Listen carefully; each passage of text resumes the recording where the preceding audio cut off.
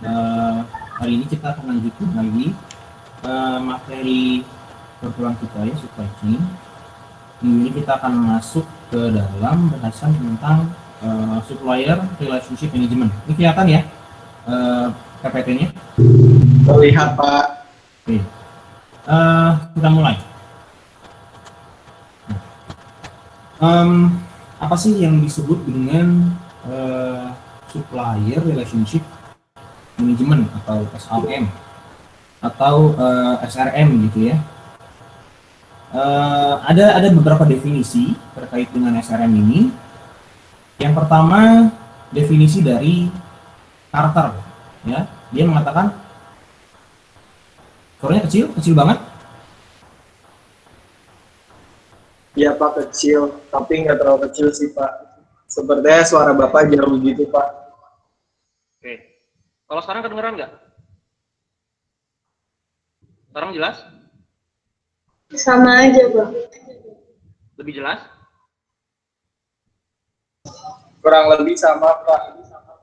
Oke, ya digedein aja ya volumenya ya. Saya lanjutin. Jadi ada definisi dari Carter. Carter mengatakan SRM itu adalah sebuah proses ya, di mana kita mendefinisikan gitu ya, seperti apa interaksi antara perusahaan kita dengan supplier kita gitu ya. Tapi di sini dia menekankan SRM itu hanya sebuah bagian kecil saja dari supply chain management secara umum gitu ya. Jadi supplier relationship management itu adalah sebuah kegiatan di mana kita melihat seperti apa sih interaksi kita dengan supplier gitu ya. Kondisinya seperti apa, kemudian hak tanggung jawabnya seperti apa, kemudian performance-nya bagaimana. Tapi SRM itu hanya salah satu bagian saja dari proses SCM secara keseluruhan gitu ya. Karena kalau teman-teman masih ingat di beberapa pertemuan yang lalu kita pernah bahas proyek procurement juga, itu kan sebuah proses yang sangat panjang dari awal sampai akhir. Nah, SRM adalah salah satu bagian kecil saja, tapi adalah bagian kecil yang istilahnya sangat penting gitu ya. Lalu kita masuk kepada definisi dari Webb. Dia mengatakan SRM itu apa? Sebuah proses dari sebuah organisasi bisnis gitu ya, atau organisasi secara umum dalam menentukan supply kategori ya, yang mana yang penting gitu ya. Jadi perusahaan biasanya punya banyak supplier dengan berbagai macam komoditas. Nah, dengan SRM ini kita melakukan apa yang namanya sortir atau membuat skala prioritas terhadap supplier kita gitu ya. Kemudian creating the strategies that manage these items in an intelligent way. Jadi setelah tadi kita punya kategori-kategorinya, setelah kita punya urutan-urutannya seperti apa, kemudian kita membuat strategi bagaimana memanage supplier tersebut sesuai dengan kedudukan dan juga perannya dalam proses produksi yang kita jalankan. Lalu ada juga definisi dari Chartered Institute of Procurement and Supply. Dia mengatakan bahwasanya SRM itu adalah sebuah strategically planning for and managing. Jadi merencanakan dan memanage ya all interaction with third party organization ya, interaksi dengan pihak-pihak ketiga yang memberikan supply barang maupun jasa kepada organisasi kita. Tujuannya apa? Tujuannya adalah untuk maximize the value, meningkatkan value dari interaksi tersebut gitu ya. Nah, di sini dikatakan juga oleh mereka dalam prakteknya SRM itu mendorong adanya sebuah interaksi yang lebih dekat, kolaboratif gitu ya, di mana kita juga dalam interaksi tersebut kita membantu supplier kita untuk berkembang gitu ya, atau memiliki nilai-nilai baru dan juga mengurangi risiko-risiko yang harus dihadapi. Nah, selanjutnya kenapa SRM itu kemudian diperlukan, gitu ya? Tadi kan dikatakan dalam beberapa definisi bahwasannya SRM itu adalah sebuah bagian kecil saja dari supply chain, tapi dia adalah bagian yang penting. Lalu kenapa dia itu penting? Pertama, supply chain adalah proses yang kompleks dan memiliki peran vital dalam sebuah kegiatan bisnis. Balik lagi ke procurement, misalnya teman-teman bisa lihat betapa ribet sebetulnya dari awal hingga akhir, ada banyak orang yang terlibat, ada banyak proses yang terlibat, ya. Ada step-step yang begitu banyak, sehingga itu menjadikan supply chain adalah sebuah kegiatan yang kompleks. Nah, pada saat dia kompleks, tentu ada risiko-risiko yang memungkinkan ada kesalahan-kesalahan atau kendala-kendala yang terjadi. Makanya tadi disebutkan dalam definisi SRM itu juga kita bagaimana meminimalisir risiko tadi.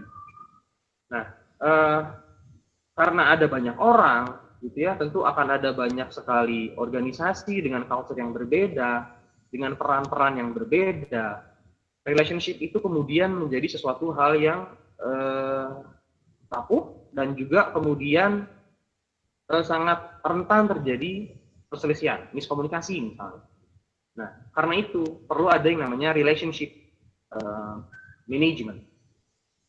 Kemudian implementasi strategi procurement itu bergantung pada supply base yang dimiliki. Jadi seberapa intens SRM itu dilaksanakan atau diterapkan dalam proses bisnis kita, itu sangat bergantung pada seperti apa sih supply base yang dimiliki oleh perusahaan tersebut. Ada beberapa perusahaan yang mungkin dia punya supply base itu tidak terlalu rumit karena dia hanya menggunakan komoditas-komoditas yang tidak terlalu banyak. Misalnya suppliernya hanya 2 atau 3 perusahaan. Tapi ada juga perusahaan yang kemudian dia itu memiliki supplier yang banyak. Ya mungkin suppliernya bisa puluhan, suppliernya bisa ratusan, kemudian suppliernya juga ada yang di dalam negeri, ada suppliernya yang ada di luar negeri. Nah, jadi ada kompleksitas yang berbeda dalam supply chain tiap-tiap perusahaan. Karena itu nanti implementasi si SRM ini dalam giat procurement itu juga akan berbeda-beda. Semakin rumit supply chain yang dimiliki, semakin banyak pihak yang terlibat, semakin beragam latar belakang orang-orang yang terlibat dalam supply chain tersebut, maka relationship management itu menjadi satu hal yang semakin penting, gitu ya. Sama seperti misalnya teman-teman misalnya di HIMA, ya ada divisi-divisi berbeda. Kemudian ada orang-orang yang berbeda, karakteristiknya berbeda-beda gitu ya, punya tugas yang berbeda-beda, tanggung jawab berbeda-beda. Tentu harus memiliki komunikasi yang baik, gitu ya. Untuk apa? Untuk supaya fungsi tadi tiap divisi bisa berjalan baik dan fungsi dari HIMA-nya sendiri juga bisa berjalan dengan optimal, gitu kan. Nah, jadi memang relationship management itu tidak hanya dilakukan dalam supply chain, tapi dalam kehidupan keseharian kita. Hanya saja kalau dalam konteks supply chain ini menjadi apa yang disebut dengan SRM. Ya, menjadi lebih spesifik lagi. Lalu kenapa SRM diperlukan? Buyer harus bisa mengidentifikasi supplier yang potensial untuk memenuhi kebutuhannya, ya. Karena dengan ada relationship management, kita membina relasi yang bagus dengan supplier kita, itu akan lebih mudah melakukan penilaian terhadap performa mereka. Kita akan kalau teman-teman masih ingat di beberapa pertemuan yang lalu, kita sebagai buyer ya, kita juga perlu ada kontrol terhadap supplier kita. Supaya apa? Supaya mereka bisa memenuhi tanggung jawabnya dengan baik. Nah, dengan ada SRM, hal-hal semacam itu bisa dilakukan dengan lebih mudah. Salah satunya kita bisa lebih mudah menilai yang mana supplier yang potensial dan yang mana supplier yang mungkin kurang potensial. Ya. Lalu, interaksi dengan supplier sangat menentukan kualitas pengembangan produk. Kalau kita membuat sebuah produk, itu pasti akan ada banyak input yang dipasang dalamnya. Di beberapa pertemuan yang lalu kita sempat bahas soal integrasi, kita bahas soal value management, gitu ya. Itu kan keterlibatan supplier dalam giat produksi itu kan sudah sangat-sangat sudah sangat-sangat kompleks. Ya, bahkan dalam beberapa kasus keterlibatan mereka itu sudah dimulai sejak awal pengembangan produk. Jadi produknya belum ada, baru mau dibikin, supplier sudah dilibatkan. Nah, tentu hal semacam itu akan sangat mempengaruhi kualitas produk yang akan dihasilkan. Sebagai supplier, hasil dari produk akhir kita sangat bergantung terhadap kualitas produk atau komoditas yang mereka supply kepada kita. Bagaimana mungkin kita bisa memastikan produk mereka bagus sesuai dengan kebutuhan kita kalau kita nggak bisa menjalin komunikasi yang bagus dengan mereka. bagaimana kita bisa berkomunikasi dengan bagus? Ya berarti kita harus punya relasi yang bagus. Ini kita harus punya yang namanya relationship management dengan supplier-supplier yang bekerja sama dengan perusahaan kita. Nah, selanjutnya dikatakan SRM juga memastikan hubungan buyer dan supplier itu terjalin dengan baik serta dapat menjaga ritme kerjasama yang dibangun. Ya, karena ada relationship yang bagus, ada komunikasi yang bagus. Salah satu faktor penting dalam kerjasama dengan supplier adalah komunikasi yang dijalin dengan baik. Nah, karena kita bisa membina relasi dengan baik, komunikasi tersebut juga terjaga dengan baik. Ada pemahaman yang sama, menghindarkan kita dari misalnya miskomunikasi, sehingga hubungan dan komunikasi berjalan dengan baik, ritme kerjasama juga berjalan dengan baik. Akhirnya kepada performance kedua belah pihak nanti bisa berjalan dengan baik juga. Lalu pengaplikasian SRM menambah pemahaman perusahaan akan kebutuhannya. Karena dalam proses produksi, komunikasi dengan supplier itu bisa memberikan banyak sekali informasi-informasi tambahan kepada kita tentang input-input produksi yang kita butuhkan, gitu ya. Nah, karena kita punya pemahaman yang lebih baik tentang input-input produksi tersebut, kemudian mungkin perkembangannya seperti apa, kita bisa melakukan penyesuaian-penyesuaian terkait dengan kualitas produksi kita, misalnya kualitas produk kita, schedule produksi kita. Nah, hal itu bisa dilakukan karena kita paham kebutuhan kita seperti apa. Dan kita dengan komunikasi yang bagus, kita tahu bahwasanya kebutuhan kita tersebut akan bisa dipenuhi oleh supplier-supplier kita. Ada orang-orang yang bisa memberikan supply yang memenuhi kebutuhan-kebutuhan kita. Bahkan dalam beberapa kasus, bisa saja supplier datang kepada kita, kemudian menginformasikan bahwasanya terkait dengan komoditas ini, sekarang mereka punya teknologi baru misalnya, atau punya metode produksi baru, sehingga mereka bisa dengan price level yang sama, bisa memberikan kualitas yang lebih bagus, gitu ya, atau kualitas yang sama, tapi mereka bisa memasok dengan jumlah yang lebih banyak atau dengan konsistensi pengiriman yang lebih baik. Selanjutnya, SRM membantu kita untuk menentukan supplier mana yang memiliki influence yang baik terhadap perusahaan kita, gitu ya. Karena dengan SRM, gitu ya, nanti salah satu poin yang bisa dilakukan dalam SRM itu adalah audit dan juga memberikan skor kepada supplier-supplier kita. Nah, dengan adanya hal tersebut, kita bisa membuat penilaian nanti. Supplier mana sih yang performanya paling bagus? Supplier mana yang kemudian memiliki komitmen paling bagus dalam kerjasama yang dijalin? Kemudian supplier mana yang bisa memberikan input-input baik terkait aktivitas produksi? Nah, karena kita punya relationship yang dijaga, informasi-informasi tersebut bisa dilaksanakan.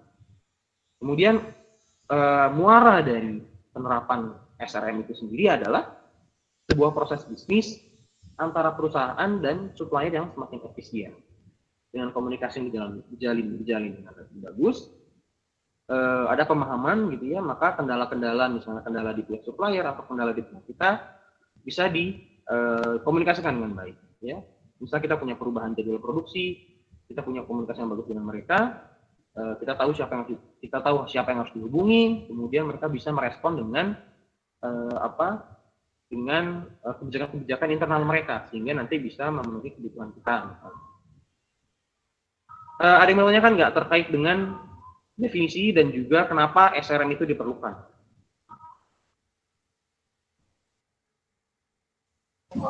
Pak, mau nanya Pak.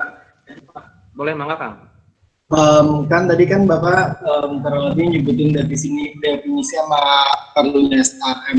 Nah, kan kalau ketika kita ingin supplier, adanya penilaian ya Pak. Nah, kan di situ setahu saya ntar dituliskan kalau kinerja dari supplier ini tuh memenuhi kapasitas kita atau enggak, kayak barang yang dikirim tuh selalu baik atau sesuai dengan yang kita mau atau enggak ya Pak. Nah, di situ kan biasanya setahu saya tuh udah ada TNC-nya gitu ya Pak sebelum menjalin mitra atau partner dengan supplier. Nah, ketika supplier itu enggak memenuhi TNC-nya gitu Pak, misalnya barangnya itu yang dikirim selalu jelek, terus keterlambatan untuk nyampe ke gudang segala macam. Nah, untuk kayak kita bilang ke dan sesuai dengan penilaian dari kinerja supplier itu jelek, nah kita kalau mau untuk memutuskan hubungannya itu kayak gimana Pak ke supplier tersebut Pak? Oke. Konteksnya berarti kita nggak minta mereka untuk memperbaiki ya, tapi langsung diputus aja gitu. Iya Pak, kalau misalnya kayak gitu Pak. Oke. Sebenarnya gini, nanti kan akan dijelaskan di slide ini juga soal terkait dengan penggunaan scorecard. Nanti kan tadi seperti Kang Leo bilang ada beberapa poin penilaian, misalnya seperti kualitas produk dan juga ketepatan pengiriman gitu ya. Yang jelas scorecard itu nantinya akan bisa digunakan sebagai feedback. Jadi kita punya perhitungannya, kita punya bukti-buktinya. Nah itulah kenapa pentingnya dalam sebuah aktivitas produksi itu ada dokumentasi yang baik, ya, administratif yang baik. Jadi ya kita mulai dari awalnya dulu gitu loh. Sebelum kita ngomong kita akan cut kerjasama dengan mereka, artinya kita harus memprepare dulu dalam aktivitas produksi kita selalu perhatikan seperti apa kualitas mereka. Scorecard-nya misalnya tadi diisi dengan baik, kemudian kalau ada yang defect, kita punya dokumentasinya defect-nya karena ini, bentuk defect-nya apa, kemudian ada berapa banyak, kita punya dokumentasi yang lengkap. Ya, nah, jadi nanti pada saat kita akan melakukan pemutusan tersebut, kita bisa duduk satu meja gitu misalnya ya dengan supplier tersebut, kemudian kita katakan bahwasanya untuk periode depan atau setelah ini kita tidak akan perpanjang lagi kontraknya misalnya. Karena apa? Karena memang perusahaan Anda misalnya dari hasil penilaian kami, audit kami tidak memenuhi kualitas atau tidak bisa memenuhi kewajiban dengan baik. Nanti tapi kan kami selalu mengirim dengan baik gini-gini, kita punya datanya dulu, ya. Jadi kita backup diri kita dengan dokumentasi yang baik. Ini loh hasil audit kami, ini loh scorecard-nya, ini loh bukti-bukti barang-barang yang defect-nya, ini loh bukti-bukti keterlambatannya gitu ya. Jadi semua direkap dengan baik. Nanti pada saat kita ngomong kita akan cut, kita punya bukti-bukti untuk membackup tersebut. Kayak gitu Kang Leo. Dan juga perhatikan klausul kontraknya ya, karena kadang ada beberapa klausul kontrak yang tidak memungkinkan kita untuk cut di tengah jalan. Oh iya Pak, baik. Terima kasih Pak. Ya. Ada pertanyaan lagi? Kita lanjutkan ya. Nah, ini adalah 3 langkah umum sebenarnya, 3 konsep umum yang kita lakukan dalam penerapan supplier relationship management atau SRM tadi. Yang pertama, langkah yang pertama dilakukan adalah segmen supplier. Apa itu? Itu adalah kita membuat segmentasi, membuat kelompok-kelompok dari supplier-supplier kita. Apalagi kalau supplier kita itu terdiri dari banyak sekali supplier. Perspektif yang digunakan dalam membagi-bagi itu bisa berbeda-beda. Misalnya nanti kita punya beberapa produk barang dengan supplier berbeda-beda, maka kita bisa kelompokkan mereka ke dalam ini supplier produk A, supplier untuk produk B, ini supplier untuk produk C misalnya. Atau nanti kita bikin skala prioritas. Pernah kita bahas ada yang namanya key supplier, di mana barang yang dia supply itu adalah barang yang sangat krusial dalam produksi kita. Nah, maka dia kita taruh di kelompok prioritas paling atas. Karena dia punya peran yang paling tinggi, peran yang paling besar dalam kegiatan produksi kita, misalnya. Atau nanti kita bisa bagi-bagi juga per misalnya kelompok komoditas. Ini adalah supplier yang ini adalah supplier terkait dengan produksi, ini adalah supplier terkait dengan maintenance mesin misalnya, atau ini supplier terkait dengan jasa, atau ini supplier terkait dengan barang. Jadi nanti pengelompokan suppliernya itu sangat kembali kepada produk-produk apa yang kita produksi, kemudian komoditas-komoditas apa yang disuplai, serta bentuk kerjasamanya seperti apa. Karena nanti supplier kan ada beda-beda ya, ada yang dia memasok barang, ada yang dia memasok jasa. Nah itu nanti pengelompokan si supplier ini kembali pada kebutuhan si perusahaan tersebut, gitu ya.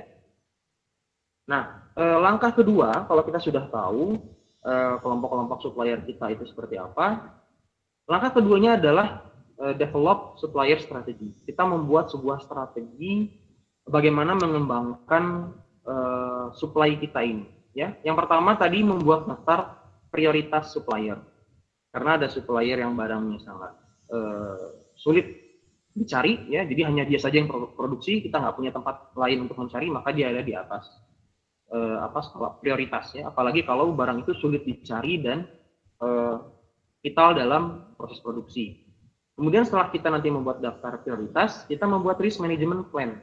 Karena tadi dalam setiap kerjasama pasti ada resiko. Seperti tadi contoh dari Kang Leo tidak memenuhi kualitas, gitu ya, lalu apa yang harus dilakukan gitu.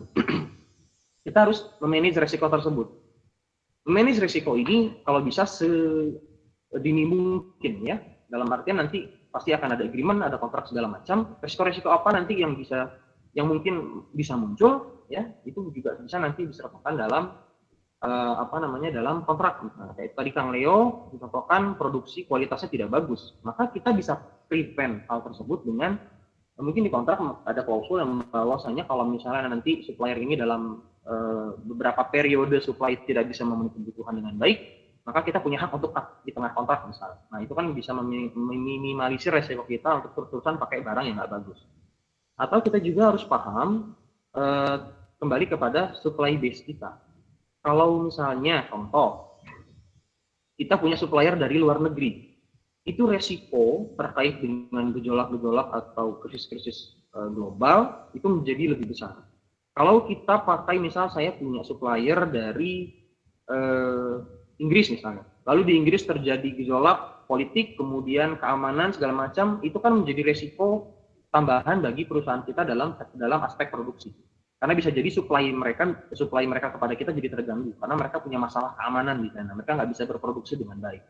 Berbeda halnya dengan kita pakai supplier yang mungkin masih dalam satu lokasi yang sama, dalam satu wilayah yang sama gitu ya. Jadi risk management ini harus direncanakan dengan baik. Kita harus melihat kembali kepada supply base kita harus melihat kembali kepada seberapa rumit supply chain yang dimiliki. Kita juga harus paham sedari awal ya, tadi kalau bisa preventifnya itu dilakukan sedini mungkin, bahkan klausul kontrak itu kalau bisa dibuat sedetil mungkin. Lalu menentukan metode komunikasi ya. Jadi tadi dalam relationship management, komunikasi itu menjadi hal yang sangat penting. Itu adalah hal yang pokok. Semua informasi semua informasi yang disampaikan itu sangat bergantung pada metode komunikasi yang digunakan. Biasanya setiap supplier ya dengan perusahaan yang bekerja sama dengan dia, mereka punya PIC tersendiri terkait dengan jalur-jalur komunikasinya. Kita harus bisa tentukan itu. Kemudian juga kita bisa tentukan, misalnya kita akan melakukan koordinasi, rapat atau review bersama, misalnya setahun berapa kali. Nah, hal-hal seperti itu bisa dilakukan, ditentukan, dan juga bisa menjadi bagian dari klausul kontrak kita. Jadi nanti dalam kontrak akan selalu ada rapat bersama setiap 2 atau 3 kali setahun misalnya, membahas kualitas barang yang digunakan, kemudian konsistensi pengiriman segala macam.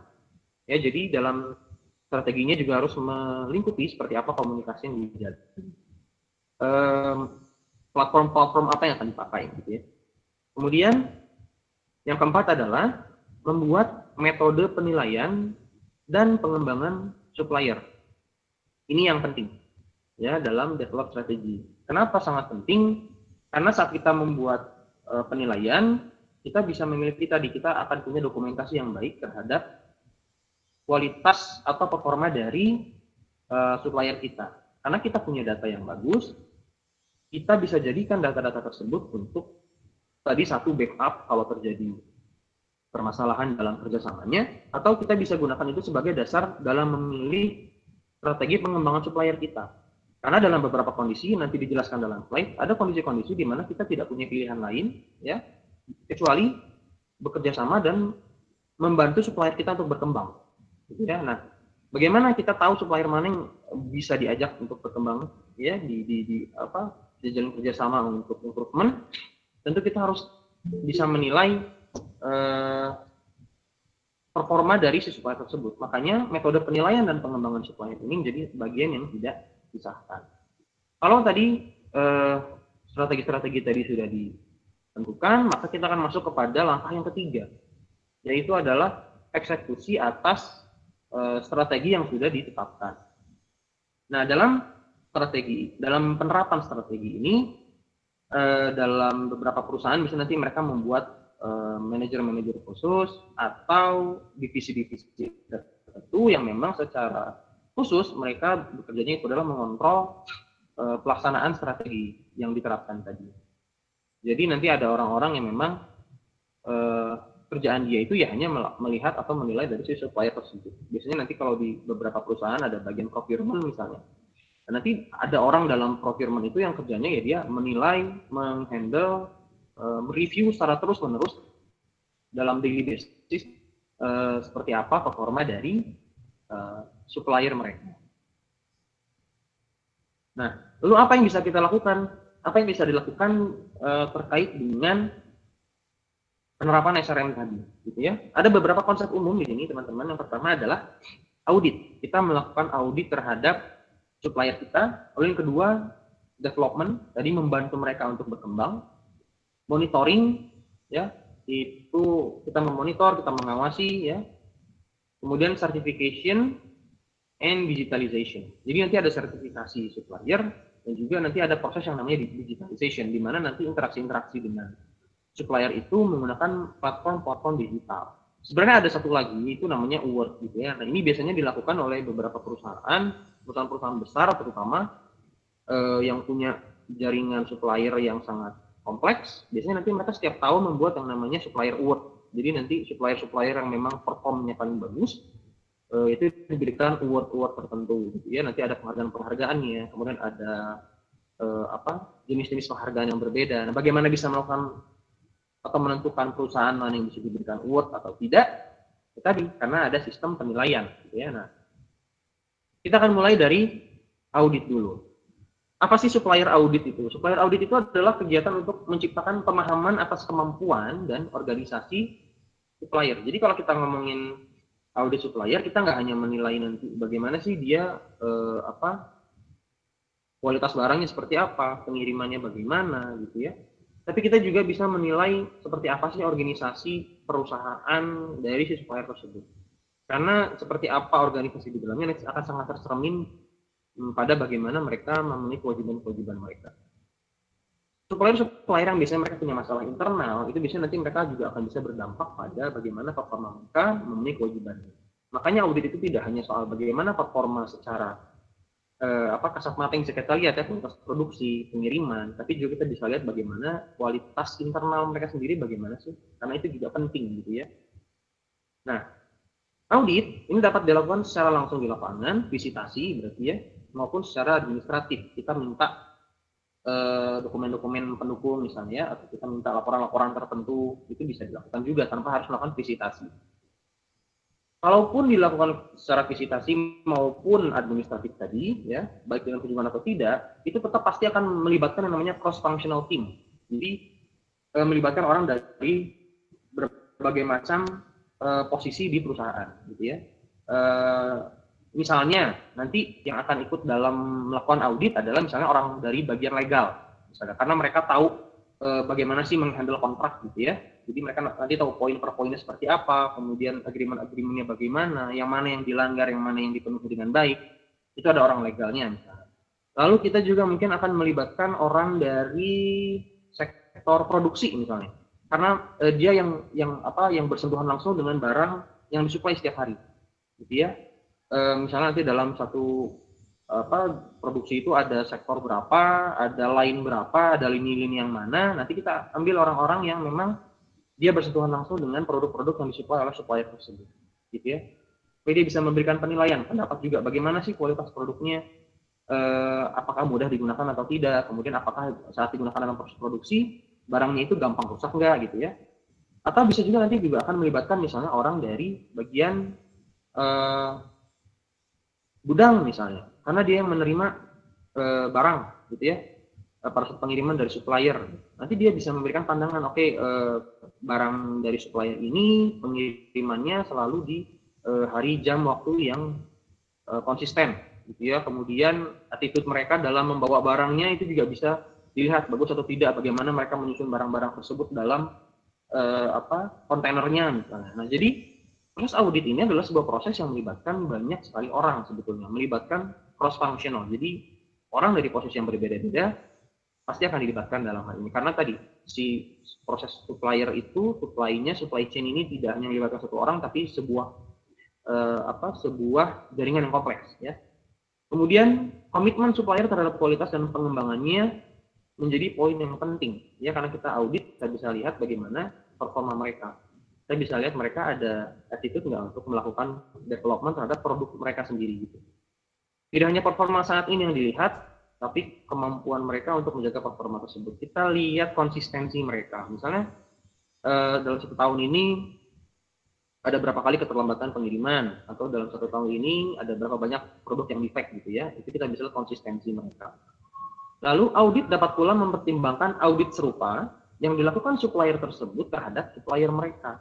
Jadi kita akan bisa juga bertanya kepada supplier kita, apakah mereka itu melakukan audit nggak terhadap supplier mereka. Karena supplier kita bisa jadi mereka juga barang-barangnya itu disuplai oleh orang-orang lain gitu kan.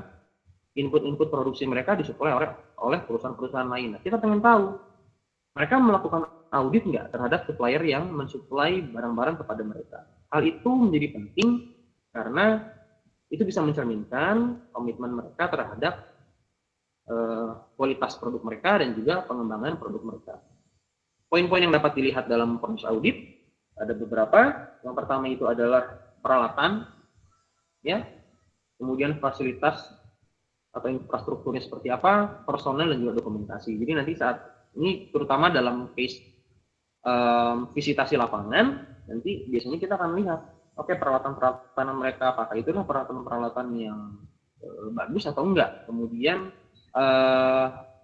lini produksi mereka seperti apa, bersih atau enggak. Apalagi kalau misalnya ini terkait dengan produksi makanan misalnya, kita pengen tahu apakah mereka punya komitmen terhadap kebersihan atau tidak gitu. Terus kita bisa melihat personilnya seperti apa. Kita nanti pekerja-pekerja mereka di sana disiplin nggak dengan aturan-aturan mereka disiplin nggak dengan tadi misalnya personal hygiene, ya, mereka misalnya memproduksi makanan setengah jadi, setengah makanan mentah misalnya. Nanti kita lihat si personel-personelnya itu mereka pakai sarung tangan nggak gitu ya, atau mereka dalam keadaan bersih nggak, dan juga dokumentasi, ya. Mereka mendokumentasikan nggak kegiatan mereka, laporan-laporan yang mereka berikan ke kita seperti apa gitu ya, karena hal itu menjadi salah satu poin penilaian yang penting dalam pelaksanaan kewajiban-kewajiban yang tertera dalam kontrak terkait dengan aktivitas supply. Setelah audit ada yang namanya supplier development. Ini yang tadi saya sebutkan bahwasanya dalam beberapa kasus, dalam beberapa kondisi kita nggak punya pilihan lain, ya. Jadi kita cuma punya pilihan itu adalah melakukan yang namanya supplier development. Kita membantu supplier kita itu untuk mendevelop dirinya. Kondisi ini dapat ditemukan kalau misalnya, ya, pertama supplier-supplier yang ada itu tidak memiliki produk yang kita cari, ya. Jadi kita mencari barang tertentu, di supplier kita nggak ada yang punya. Di perusahaan lain yang belum menjadi supplier kita pun juga nggak ada yang punya. Akhirnya mau nggak mau kita cari cara, salah satunya adalah dengan supplier development. Supplier development ini kita lihat nanti misalnya supplier mana yang memiliki potensi terbaik, potensi paling besar untuk diajak kerjasama dalam development project-nya. Ya, misalnya nanti kita pilih salah satu supplier yang sudah bekerja dengan kita. Kemudian kenapa dia tidak bisa memproduksi barang yang kita cari? Misalnya karena dia nggak punya dia nggak punya mesinnya misalnya. Maka nanti kita bisa bikin agreement dengan mereka untuk kemudian memfasilitasi bagaimana supaya si mesin-mesinnya tadi yang dibutuhkan itu bisa disediakan sehingga mereka nanti bisa memproduksi apa yang kita mau. Lalu yang kedua, perusahaan mencari supply yang lebih menjanjikan dan efisien. Jadi supply-nya sudah ada, barangnya sudah ada, tapi kok kayaknya konsistensinya kurang, barangnya sering terlambat, defect-nya banyak gitu ya. Dicari tahu nih penyebabnya apa. Oh, ternyata karena mesin yang digunakan adalah mesin zaman dulu gitu ya, sehingga sudah mulai menurun performanya. Kita bikin agreement dengan mereka, kita bantu mereka untuk menghadirkan mesin-mesin yang baru. Kemudian perusahaan ingin mengurangi ketergantungan pada supplier tertentu, ya. Karena ada beberapa, kalau kita teman-teman balik lagi ke beberapa minggu yang lalu, kita pernah bahas bahwasanya ada komoditas-komoditas yang dia itu tidak diproduksi oleh banyak perusahaan. Bisa jadi hanya 1 atau 2 perusahaan yang memproduksi barang tersebut. Nah, ini kan menjadi hal yang tricky, menjadi hal yang risky kalau misalnya perusahaan tersebut tiba-tiba tidak bisa memenuhi kebutuhan kita, gitu ya. Nah, artinya apa? Kita harus punya supplier backup. Kalau kita tidak menemukan ada perusahaan lain yang menjadi backup supplier, maka kita bisa mencari perusahaan-perusahaan yang potensial untuk diajak bekerja sama sehingga dia bisa memberikan supply terhadap produk tersebut. Supplier tidak mampu memenuhi kebutuhan saat ini. Kemudian adanya supplier dengan etos yang lebih baik, namun tidak memiliki produk yang dibutuhkan. Nah, ini salah satu hal yang menjadi poin penting dalam relationship antara perusahaan dengan suppliernya adalah komitmen dan juga etos kerja mereka. Seringkali ada perusahaan ya, dia memang bisa mensuplai barang kita, tapi etosnya kurang bagus. Misalnya pelaporannya sering terlambat atau barang-barangnya seringkali tidak sesuai dengan yang dijanjikan. Nah, kita ya terkadang mau mengganti supplier tersebut juga nggak bisa karena misalnya tadi nggak ada lagi perusahaan yang bisa mensuplai barang tersebut. Nah, jadi kita cari, oh ternyata ada perusahaan lain, ya, dia punya etos kerja yang jauh lebih baik, tapi dia tidak bisa memproduksi barang tersebut karena keterbatasan yang bermacam-macam. Nah, kita approach mereka, kita tanya, bisa nggak menghadirkan atau mensuplai barang ini kepada kami? Kalau misalnya tidak bisa, alasannya apa? Lalu nanti dibicarakan, buat agreement segala macam, invest lagi, sehingga nanti perusahaan tersebut bisa memberikan supply kepada kita. Jadi kita punya supplier tambahan. Dan bisa jadi pilihan kalau misalnya itu supplier yang etosnya nggak bagus ini terus menerus seperti itu, ya, tidak bagus juga performanya, maka kita bisa tadi contohnya tadi bisa jadi kita cut gitu, dan itu aman karena kita sudah punya supplier pengganti dengan etos kerja yang lebih bagus. Lalu performa supplier saat ini buruk namun tidak ada penggantinya. Lalu apa sih yang bisa dilakukan dalam supplier development? Pertama, training. Lalu ada knowledge sharing dan juga ada joint research. Knowledge sharing dan training ini biasanya tidak terpisahkan ya. Misalnya kita nanti lakukan audit kepada perusahaan yang menjadi supplier, kita tanya apa sih yang jadi permasalahan mereka selama ini. Oh, misalnya karena kedisiplinan karyawannya misalnya. Oh ya udah, kita bikin satu pelatihan kedisiplinan bersama-sama misalnya. Jadi mungkin karyawan di dua perusahaan ini mengikuti satu pelatihan yang sama. Atau kalau misalnya bentuknya joint research, ini biasanya nanti sering juga dijumpai dalam aspek pengembangan produk. Misalnya kita mau bikin produk baru, kemudian dalam pengembangan produknya kita undang si supplier kita. Kita balik lagi kepada beberapa minggu yang lalu, ada yang namanya integration dan juga value management. Dalam value management, pengembangan produk itu di awalnya sudah melibatkan supplier. Nah, biasanya di situ nanti ada yang namanya joint research. Kita mau buat produk seperti ini, butuh bahan baku seperti ini. Nah, kemudian nanti supplier mengatakan, oh kalau barang seperti itu sih belum ada, ya teknologinya memang belum mencukupi gitu ya, atau mesinnya belum ada. Jadi nanti kita melakukan riset bersama dengan supplier tersebut sehingga nanti supplier itu bisa memasok produk yang kita butuhkan gitu ya. Nah, lalu bagaimana kita melakukan penilaian terhadap kinerja supplier kita? Ada yang namanya monitoring performance, ya. Ini ada tabelnya. Tabel ini apa? Tabel ini adalah scorecard. Ini scorecard yang sederhana aja ya. Jadi scorecard ini gunanya untuk apa? Kita memberikan penilaian kepada supplier-supplier kita terkait dengan aspek-aspek dalam operasional supply yang dilakukan kepada perusahaan kita. Ini tidak hanya untuk menilai, tapi juga bisa menjadi sarana untuk memberikan feedback. Tadi kan Kang Leo nanya, gimana kalau misalnya ada supplier yang barangnya itu tidak bagus. Nah, bagaimana kita bisa menjelaskan performa mereka tidak bagus? Kita punya dasar ini, scorecard ini. Dan sebelum keputusan untuk memutus kontrak misalnya, kita bisa juga mengajukan scorecard ini kepada si supplier kita sebagai feedback. Ini loh, kita punya masalah dalam hal ini. Bisa nggak poin-poin ini ditingkatkan lagi? Ya.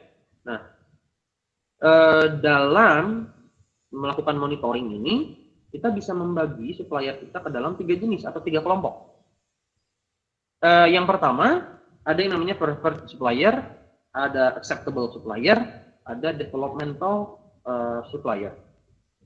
Preferred supplier ini adalah supplier yang secara performa itu bagus. Ya, bagus banget. Kualitasnya, konsistensinya, komitmennya gitu ya, semua dia jalankan dengan baik. Sehingga apa? Kalau misalnya kita butuh sesuatu, kita perlu sesuatu, maka dia adalah preferred supplier. Dia adalah supplier utama yang kita cari, gitu ya, karena dia memenuhi kewajiban-kewajibannya dengan bagus. Lalu ada yang namanya acceptable supplier. Acceptable supplier ini dia bukannya jelek, dia nggak jelek, dia bagus, tapi masih ada poin-poin atau aspek-aspek yang bisa dikembangkan. Dia bisa jadi lebih bagus lagi, gitu ya. Lalu ada yang ketiga adalah developmental. Developmental inilah yang biasanya menjadi supplier-supplier bermasalah. Misalnya dia sering terlambat atau barangnya banyak yang defect, gitu ya. Supplier developmental ini biasanya nanti kita kasih feedback, ya. Masalahnya apa saja, kita jelaskan, lalu kita beri target. Tolong diperbaiki dalam jangka waktu sekian bulan. Kalau misalnya dalam sekian bulan tidak ada perbaikan, kita akan cut kontrak. Misalnya seperti itu. Ya, nah jadi bagaimana nanti menentukan preferred, acceptable, dan developmentalnya? Salah satunya adalah dengan melakukan penilaian dan audit secara rutin. Penilaiannya dilakukan dengan apa? Salah satunya adalah dengan di scorecard ini. Kalau teman-teman lihat, itu kan ada kategori, ada weight, ada score, ada weighted score. Kategori ini adalah aspek-aspek apa sih yang pengen kita nilai dari supplier kita tersebut. Dan setiap perusahaan, kategorinya mungkin akan berbeda. Karena ini hanya contoh simpel saja dari scorecard.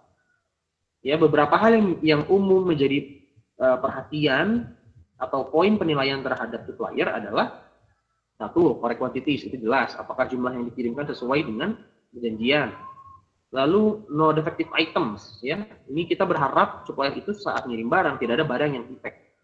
Shipment on time, pengirimannya tepat waktu nggak? Ya, sesuai jadwal atau enggak? Kemudian konsisten nggak dalam waktunya? Kemudian adalah correct documentation. Bagaimana mereka melakukan proses dokumentasinya, benar atau enggak, gitu ya. No damage, ya, tidak ada yang rusak, gitu ya. Tadi kalau defektif, kita ngomong defektif itu biasanya karena proses produksi. Ada kesalahan proses produksi atau dalam QC mereka, sehingga ada produk-produk yang defect itu terkirim. Nah, kalau no damage, ini rusak, ini biasanya bisa jadi salah satunya adalah karena pengiriman. Ya, jadi barangnya nggak bermasalah, nggak defect, cuman karena dalam pengiriman ada yang salah, kemudian ada barang yang rusak. Lalu ada flexibility, seberapa fleksibel mereka untuk memenuhi permintaan kita atau mungkin memenuhi request kita yang mungkin sifatnya kondisional atau mungkin ada perubahan-perubahan karena hal-hal tertentu. Mereka fleksibel nggak? Mereka bisa nggak mengikuti hal tersebut? Responsiveness, kalau kita punya request, kita punya keluhan, gitu ya, seberapa responsif mereka dalam menanggapi keluhan dan request tersebut. Lalu ada communication, mereka dalam komunikasinya bagus nggak? Mereka kalau punya kendala, mereka hubungi kita nggak? Mereka kalau punya insight-insight baru dalam teknologi-teknologi mereka atau produk-produk mereka, mereka komunikasikan ke kita nggak? Ya. Setelah kita tahu kategori-kategorinya apa saja, lalu kita buat bobotnya.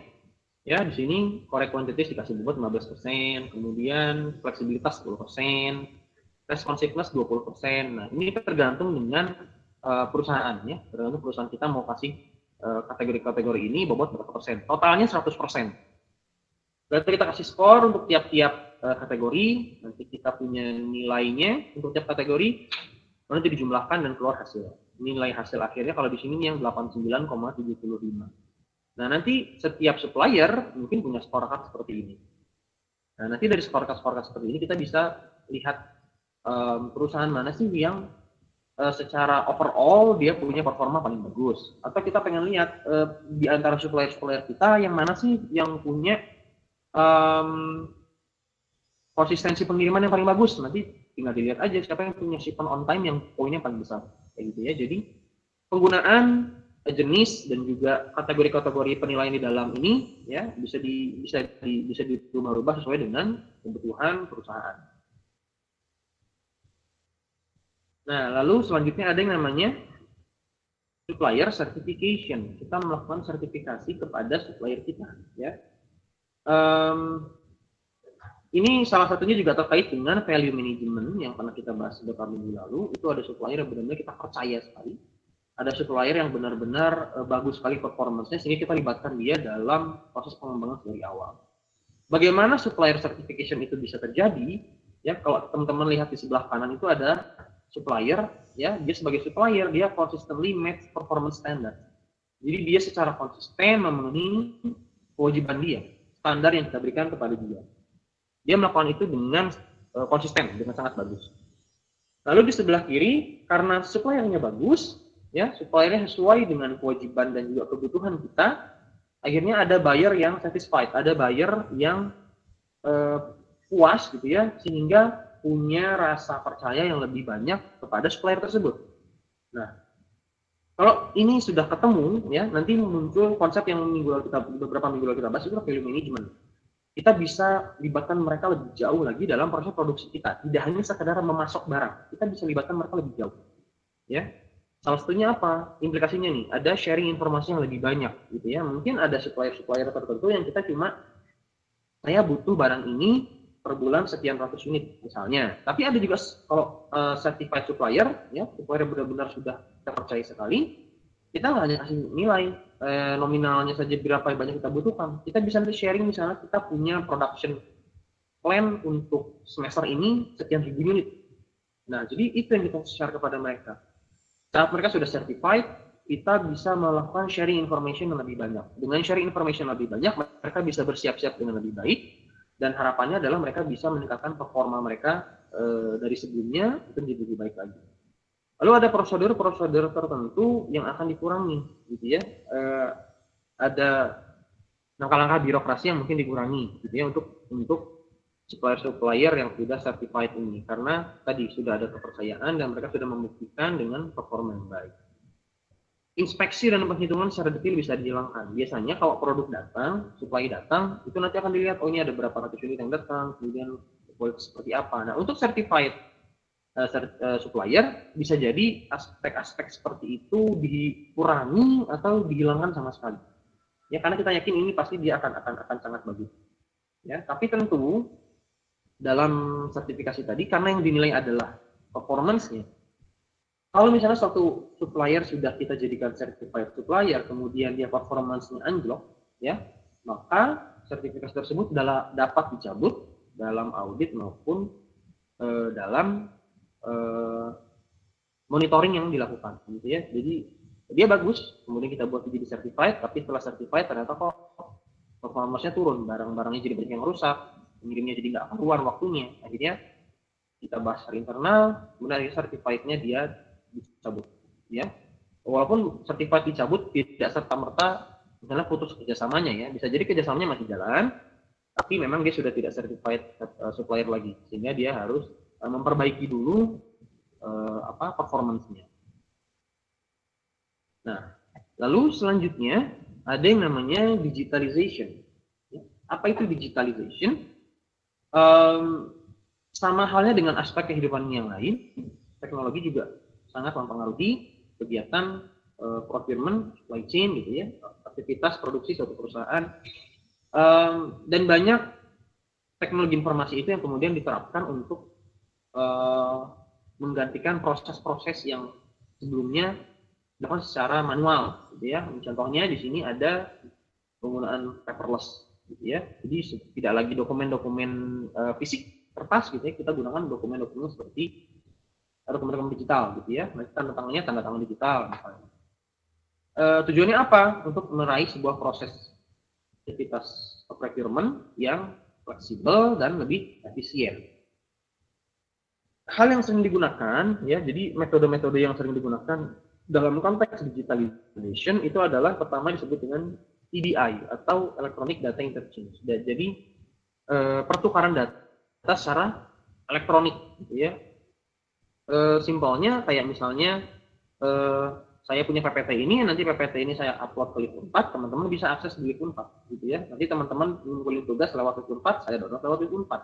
Jadi ada pertukaran dokumen, ada pertukaran data, tapi melalui media-media elektronik, gitu ya. Nah, keunggulannya apa? Akurat dan real time, gitu ya. Karena kalau misalnya kita pakai elektronik, sekarang kita kirim via email misalnya, saat itu juga biasanya akan sampai. Sedangkan kalau kita kirim bukti fisik lewat pos misalnya atau lewat ekspedisi, mungkin butuh waktu beberapa hari. Jadi ini lebih efisien secara waktu juga. Apa saja yang bisa biasanya di-share melalui EDI? Yang pertama ada purchase requisition, purchase order status, track and trace information. Jadi mulai dari kita membuka peluang kerjasama dengan supplier, kita butuh barang ini dengan kuantitas segini setiap bulan, dengan grade kualitas ini. Nah, itu bisa dilakukan lewat EDI. Nanti disebar misalnya ke supplier-supplier yang memang potensial. Lalu nanti misalnya ada feedback dari supplier tersebut adalah berupa proposal. Proposal diajukan ke kita, ya, brosur segala macam, perhitungan benefit-benefit apa yang bisa mereka berikan kepada perusahaan kita, gitu ya. Nanti kita lakukan perhitungan, kita pilih suppliernya, lalu kita bikin purchase order. Itu lewat EDI juga. Sudah ada purchase order masuk, nanti order statusnya seperti apa? Ini sudah sampai sejauh mana sih order kita? Gitu ya. Lalu nanti kalau sudah jadi, track and trace information. Ini barangnya sudah dikirim lewat apa? Dikirimnya kapan? Saat ini posisinya di mana? Dan kira-kira akan sampai kapan? Nah, ini bisa dilakukan secara EDI. Selain EDI, ada juga yang namanya dengan katalog elektronik, gitu ya. Ini biasanya sih sudah banyak brosur-brosur. Sekarang teman-teman bisa download semua di website perusahaannya, baik itu yang sifatnya kita beli satuan atau kita beli dalam partai besar, gitu ya. Itu biasanya juga sudah ada dalam web mereka. Nanti kita tinggal download saja brosurnya.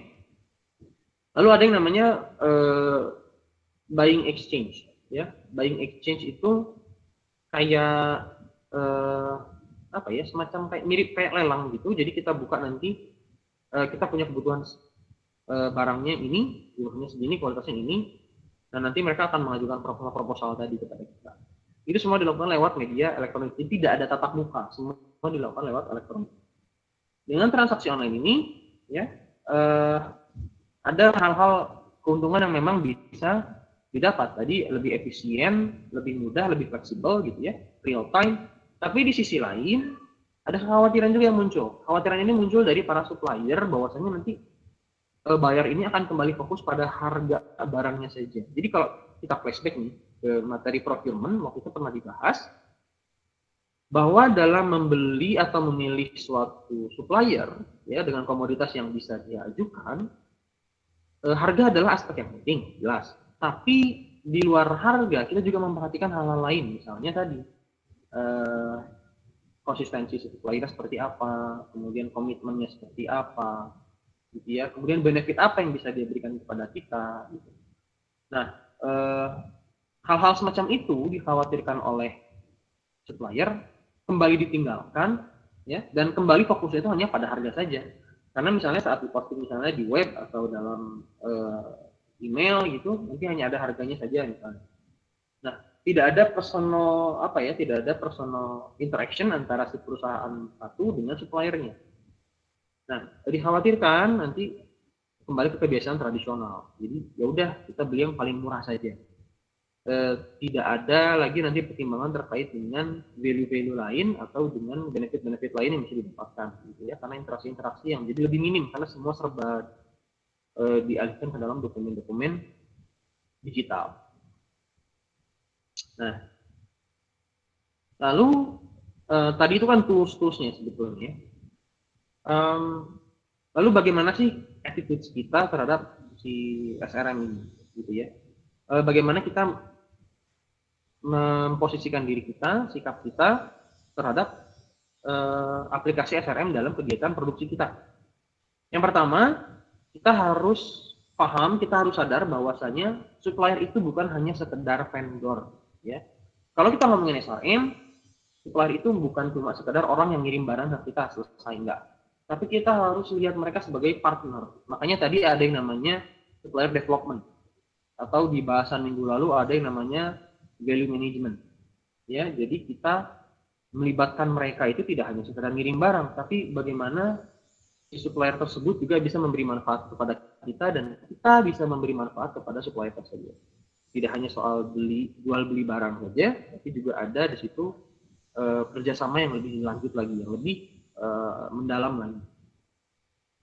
Lalu kita harus sadar teknologi menjadikan SRM lebih simpel, ya. Itu kalau kita ngomong konteks dalam hari ini, ya, dengan perkembangan teknologi segala macam, SRM ini bisa dilakukan dengan lebih mudah. Salah satu contohnya adalah komunikasi, gitu ya. Tadi komunikasi kan adalah salah satu poin yang sangat penting.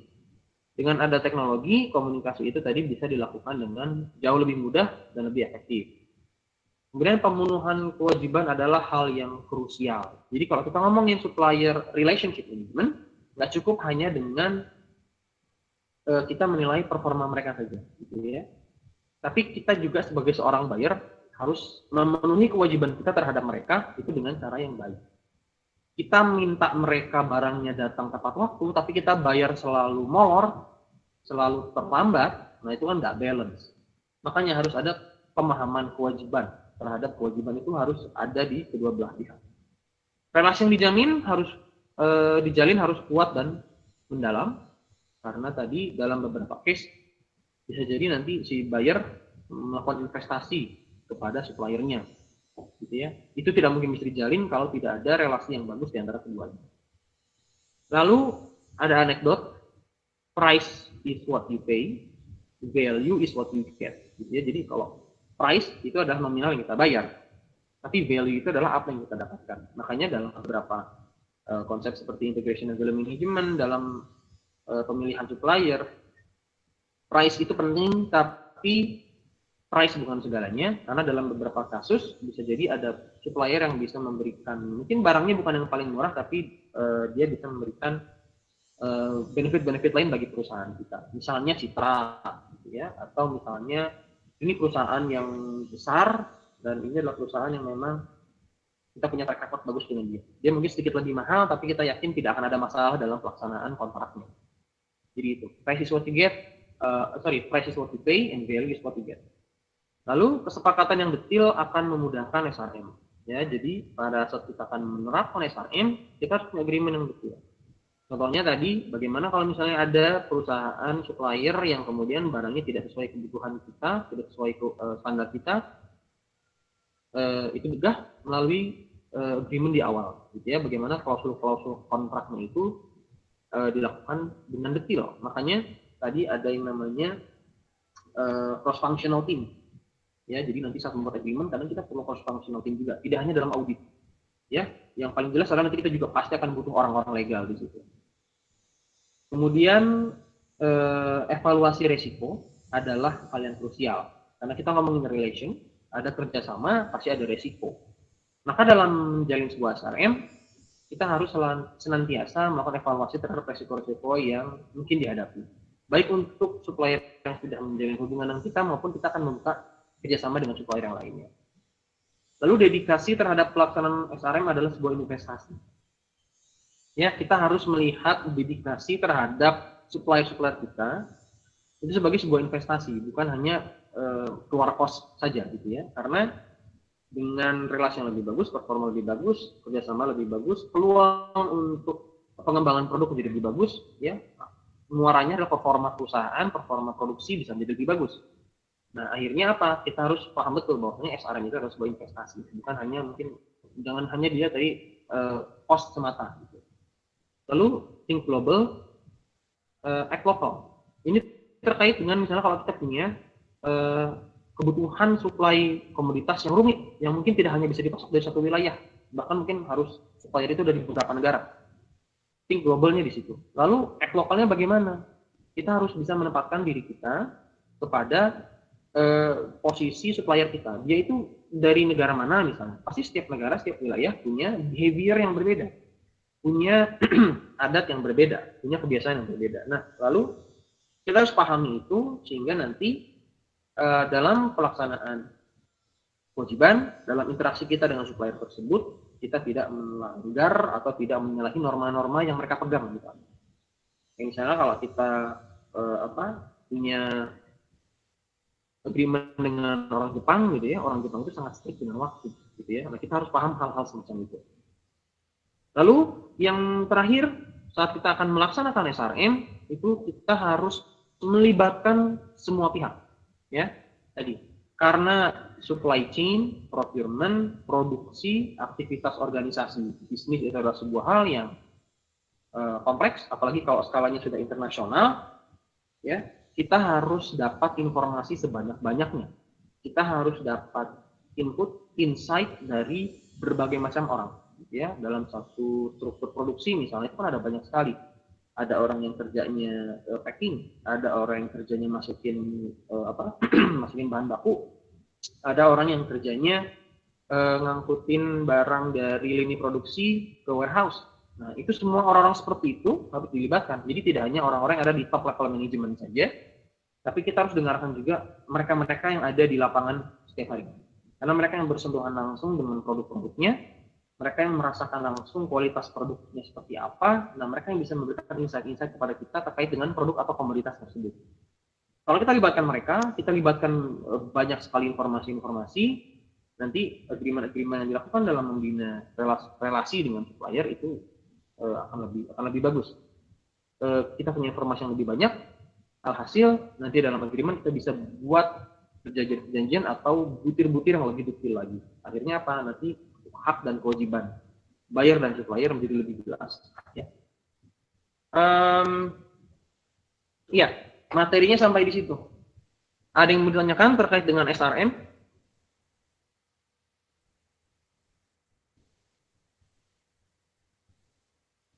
Ada yang mau ditanyakan nggak?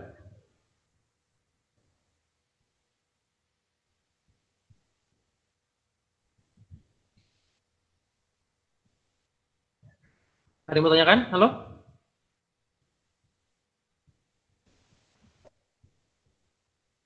Sepertinya cukup, Pak. Kalau saya belum ada, Pak. Oke, belum. Bu Linda ada nggak ya?